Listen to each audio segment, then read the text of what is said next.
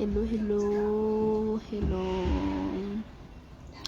Yasashimye cyane mwese, meze neza, murakomeye, murashima Imana. Jewe ndakomeye, ndashima Imana ko biba bimeze kose tuba tugomba gushima Imana. Bisa nabi tugomba gushima, bisa neza naho nyine tugomba gushima.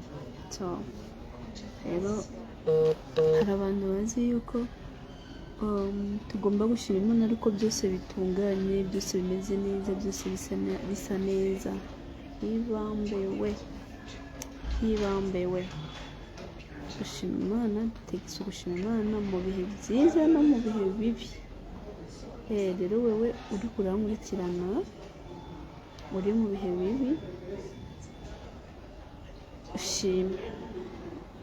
Mwari muzi ko hari ibihe bibi bitubako kandi bigamije kudushikana ku byiza. Ibintu byose byura abantu benshi bageze ku bintu byiza, benshi babanje guteseka bakabanza kumererwa nabi. So rero nawe bitameze neza, ushima Imana, ejo ni heza. Narishyura inbox, mumbabarire, bibaho, mumbabarire cyane. Nsa neza, reka menda sinzi ukuntu meze, maze iminsi ngwaye gripe, rero ariko ndashima Imana. Hi, rero muze tubane kuri no live, tuganire nyine. Murabizi naheruka kera ariko ngiye kuza ndagerageza tubane. Gilbert hi, Luc hi. Nukuri ngiye nsabye imbabazi, nukuri kose nsabye imbabazi, mumbabarire abantu ntishura message kuri WhatsApp. Ndagerageza nyine nkagira aho binanira nk'umwana w'umuntu, ariko hano nyandike icyo ushaka cyose basi ngerageze n'ishuri. Okay, ndabahaye kaze rero tubane kuri no live. Ndafitiye amakuru agiye atandukanye. Yego, Larissa hi, umuntu yitwa Legend nawe ndamuramukije. Umurundi kazi nawe ndamuramukije. Gilbert ndakuramukije, urakoze. Luc hi, Ciela.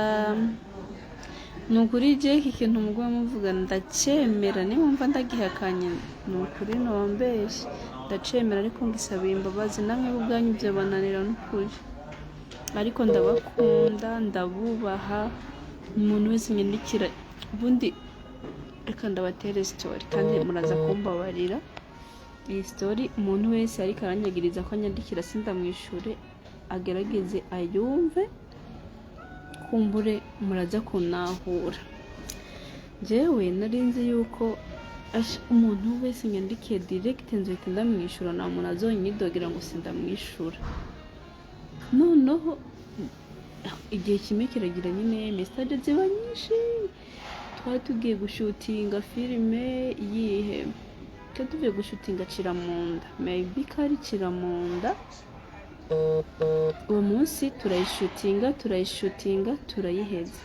Tuyihejeje ndavuga ati kubera ko ari urugendo rw'amasaha 2 n'igice, ndavuga ati rero ndabikuramo connection ngende nishure message zose ziri muri telefone, kuko zari nyinshi cyane.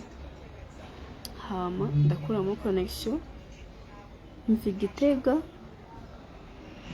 nyishura message, ndashika i Bujumbura zitarahera.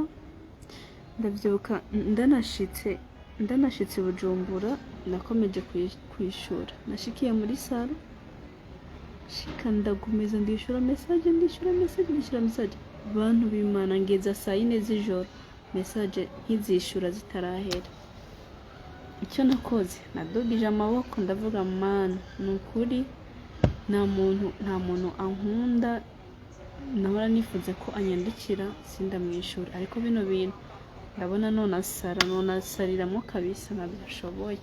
Message nzobona hejuru nyine bigatubirana ndi kuri WhatsApp nzoyishura, kuko pe WhatsApp ndayikoresha gake cyane, buriya ndayikoresha gake cyane. ubu rero wo dutubiranye ndamwishura nuko nayamanitse.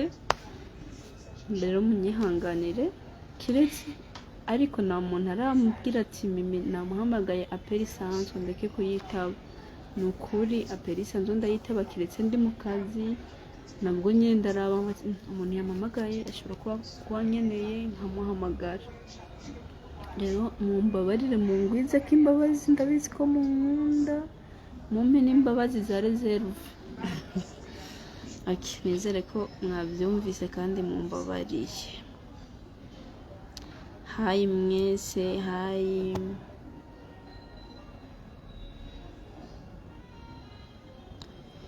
Nugushima Imana ko bimeze kose mwiza. Fanisila, hayi. Lieve, hayi. Blaise, Mutama Eric, ndashima Imana. Nyiriwe cyane Shadrake, Francine, amahoro cyane.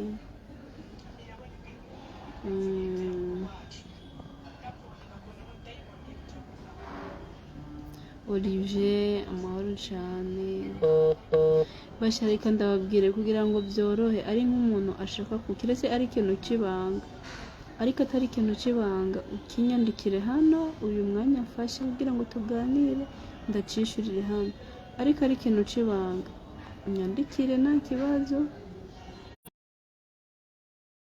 ikintu kibanga unyandikire nta kibazo kuri WhatsApp. Imana nyine nzobikora bitubirane na message ya, kuko sinda gusezeranije ngo nzokwishura, kuko nukuri jewe message zo kuri WhatsApp zirancanga mu mutwe, namwe bwe mwabyumvise ko nabibabwiye. rero mumbabarire mwishire mu kibanza canje, muntahure. umuntu ukundura mutahura ukamwumva. hari nk'umuntu aranyandikira message zikarenga nk'ijana, nkasanga zarenze nk'ijana, ariko nk'ubu ndiko kwaka adacika intege, hajya ndiko ndandika, hajya nyine ndiko ndi kuri WhatsApp nkaza ntubira nawe nkaca ndamwishura tukiganirira. nuko rero sinzi. Okay, none abantu benshi muguma mumbwira ngo mukumbuye ngo filime zanje ngo zo ku giti canje. buriya amakomantere ndazisoma, ndagerageza gusoma ngo mukumbuye filime ngo zo ku giti canje, ngo ibyo byose ngoma nikora ngo sibyo, ngo dukeneye ngo dukumbuye kuri Mimi Mihaye official. Brother Felix, hi meze neza. ngo ibyo byose ngo ngoma nikora ngo wapi, ngo mukumbuye ngo murakumbuye ngo muhira, ngo murakumbuye ngo mu rugo, ngo kuri Mimi Mihaye official. so message narazibonye.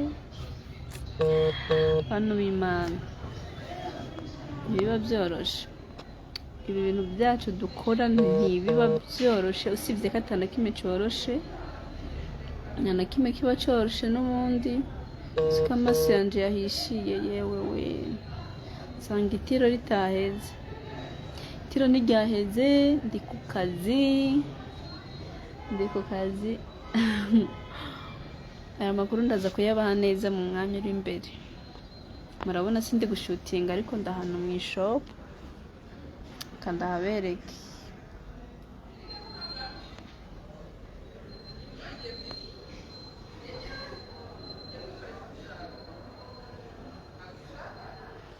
mwabonye ahantu ndi hano ndababwira amakuru yaho mu mwanya uri imbere. ko mwihuse kubaza Sauda yihuse kubaza, ndaza kubaha amakuru ari imbere mu mwanya ndaza kubabwira amakuru. amaso yayishiye ngo umenga nanyoye urumogi mu izina rya Yesu. oya urumva, iyo naryamye itiro ntirihere neza, amaso yanje aca yishira. naryamye itiro nyine ntirihere neza, amaso aca yishira, niyo mpamvu ako Brigitte Imana ikubabarire n'ukuri. Hama murabona gute ni nk'abantu baza kuri live baje gutukana, mumfise ikihe kibanza? Cyakoze mana yanje, Mana ibeze, nta kindi nababwira. Ukaba uje kuri live yanje uje kuntuka, mpabarira uyiveko kuko ndaza kukurondera ndakubloke. Usiko maze imisi mbloka abantu, nafashwe n'umwuka wo kubloka abantu kuri page yanje kuko Joyful High ameze neza, kuko n'ukuri hari igihe umuntu yandika ikintu umuntu akagutuka nta kintu na kimwe mupfa, ntanzi sindamuzi, araje muri commentaire kuntuka, ariko mwatewe n'abaye badayimoni. Uba wumva amamega yawe icyo kuyakoresha cy'umumaro ari ugutukana.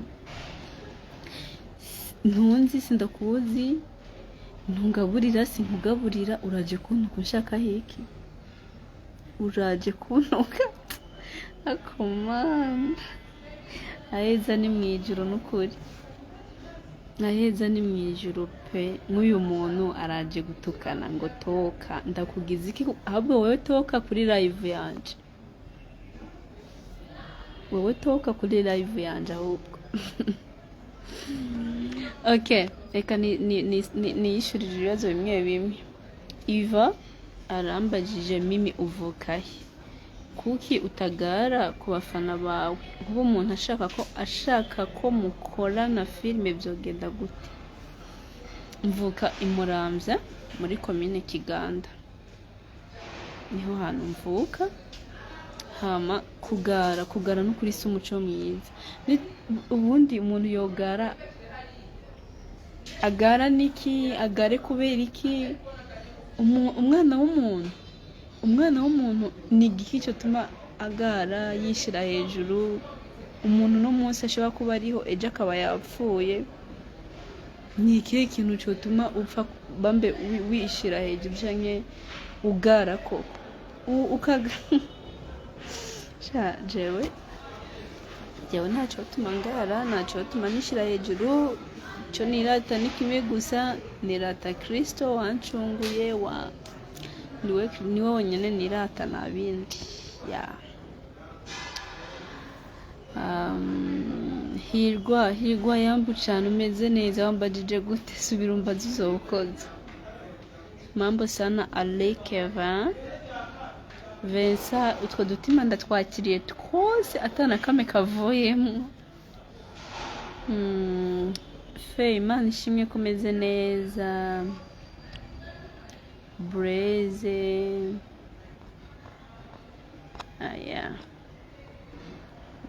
I like the way you act in films. Thank you so much. Tashe Mimi ndakuramukije, ndi umufana wa Bizu yambi. Ni igiki uhanura abana bakina filime ndundi bakiri hasi bataragira izina nkama? Ikintu cya mbere no bahanura ni ugukora, ntibacike intege, kuko mu by'ukuri hari igihe bino bintu byacu nyine hariho ukuntu ubikora ntunabone n'amafaranga iki, kandi bakoresheje inkomezi nyinshi, warushe wagize iki, noneho ugacika intege. Iyo ucitse intege rero nta na kimwe ushobora kugeraho. Ariko iyo udacitse intege ukihangana ukavuga ati bino bintu ndabikora mpaka nukuri kose uratera imbere, uragera ahantu heza. Uragera ahantu heza cyane. Je nk'ubu nibutse ko nuri indege kubera filime, murumva ko Imana igira neza. Ariko urabye aho naciye, nabanje guteseka, nabanje bana muri ko murakina filime, mwaje muri filime mwiyubahe, muciye bugufi, mukore, mwubaha abantu bose, mwegere bakuru banyu babikora, mubakunde, mubasapotinge, nyine ibintu nk'ibyo muzogenda mutera imbere. Nagira ikintu kizobashuka nyine, cyane nk'abana b'abakobwa ukazibona baje nk'umuntu nk'umutipe araje aramuhenze ngo nzogukorera filime ngo nzokubwenza uku nuku ngo rero ngo emera ngo ibi n'ibi n'ibi emera turyamane emera ibyo bintu ntuzobikore kuko ibyo wari karagusezeranya nta bushobozi na buto afise kubikora.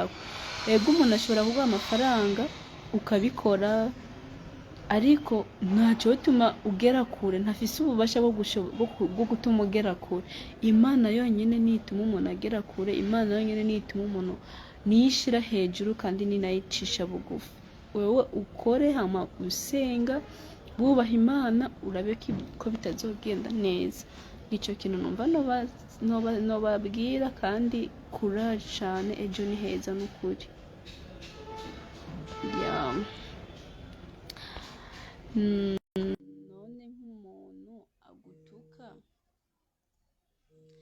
None nk'umuntu agutuka by'ukuri mwamufiki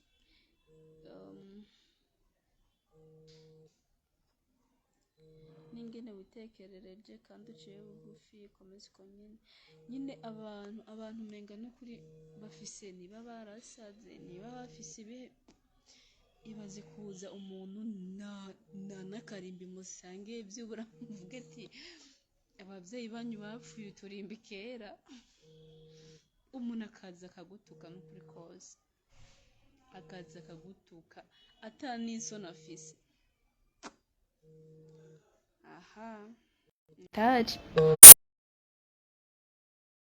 Ikintu gusaba ari ikintu njye na filime nashaka ko baza ukoze uranyandikira kuri eshanu kuri noba nkubeshe ngo nzokwandikira ubwije ukuri keve noba nkubeshe be ahubwo unyandikire.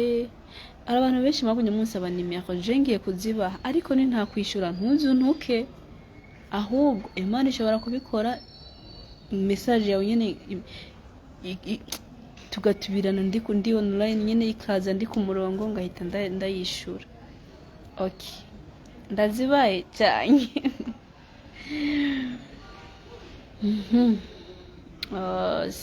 Aramazina goye Ingabire we, merci chérie, merci Lily, urakoze cyane. Ibrahim, thank you. Ndi kumwe nayo, thank you.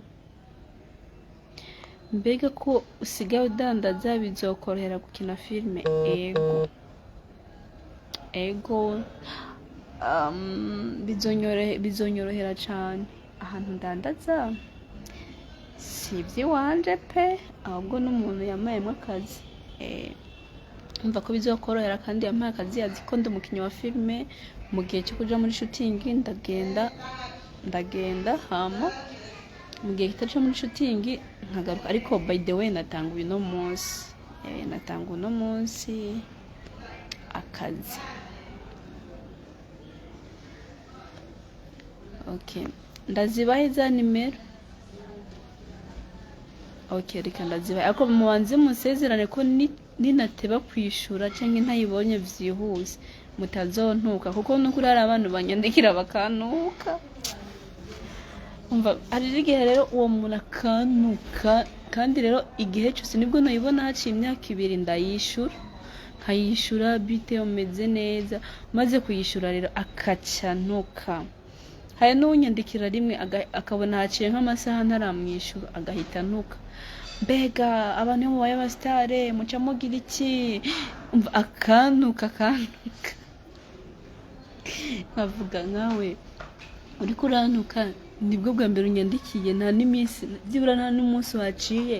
Hari n'abanyandikira ukwezi kugahera kandi bo bamaze kubimenya, nkabavugisha tukavugana neza mu mahoro no mu mutekano. Unyandikira imushitsi unuka. Muzoze muri hangana, burya ikintu cyose nabonye kuri no si bisaba kwihangana. Niba okay ni nk'akarorero ukeneye kuvugisha mimi, uramwandikiye rimwe nakwishuye, kabiri nakwishuye, apana kucyushavura uyumvira ibindi nukugara nibiki. Ihangane usubire umwandikire, igihe cyose ubyutse umwandikire urabe yuko atazo kwishura. Buriya mu bintu byose bibaho ku isi tugeraho bidusaba ko tubanza kwihangana. Sinkubwiye ngo kugira ngo unyandikire ngo ngereho ngo bisaba kuzihangana, ariko nanone nabyo birasaba ko wihangana, kuko ushaka kunyandikira hari abandi nabo nyine babanje kunyandikira. Rero ibintu byose bisaba kwihangana. Okay, umugisha murakoze, ariko nababwiye ko atari iby'iwanje sibyo njye kumvize muneza imbere. ahantu ndi nyine hagomba kugira umugisha mu izina rya Yesu Kristo. Uyu mubyeyi yamayemo akazi, Imana imumugisha. Natanguye uyu munsi, ariko natanguye uyu munsi munsengerere, munsabirire umugisha, nzogirira umugisha hano hantu, nzobera umugisha uwamaye akazi, munsengere nukuri, sibyo? Munyemerere ko mugiye kunsengera. Okay, niyo nsaba Jire, ongera unyandikire hama ndayisoma message yawe sha.